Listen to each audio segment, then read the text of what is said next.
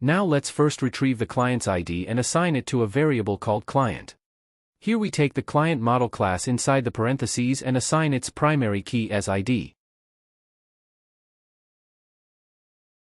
Now let's retrieve the list of products. So here I declared a variable called products.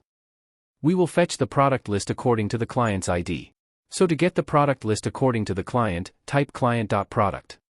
Let me clarify something that I mentioned at the beginning of this tutorial. Here in the model class I gave related name equals product. So through this we can easily retrieve the client's ID. That's why we can write client.product.all here.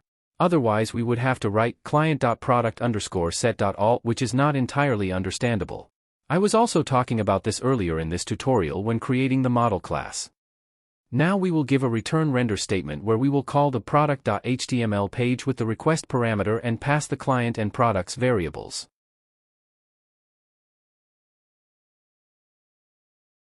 Now let's write an else statement, because if the user is not authenticated, we will show a message and redirect him to the home page. In this case, I want to give the message you have to log in first.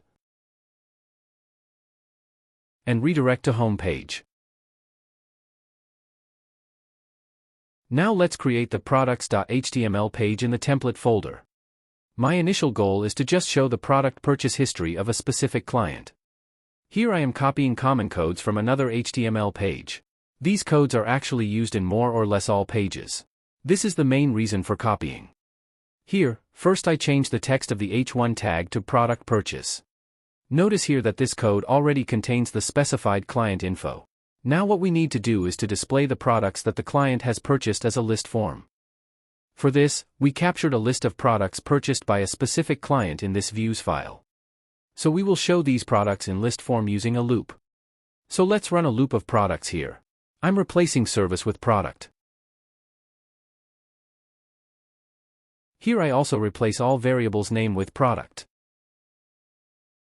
Next I will change the names of the fields defined in this product model. So first, let's change the service text to product, because we've looped through the product. Now we will take the fields from the product model. Let's take the product name field first. Replace the service name text with product name. Now let's take the price field. In the same way, replace the text amount with the text price.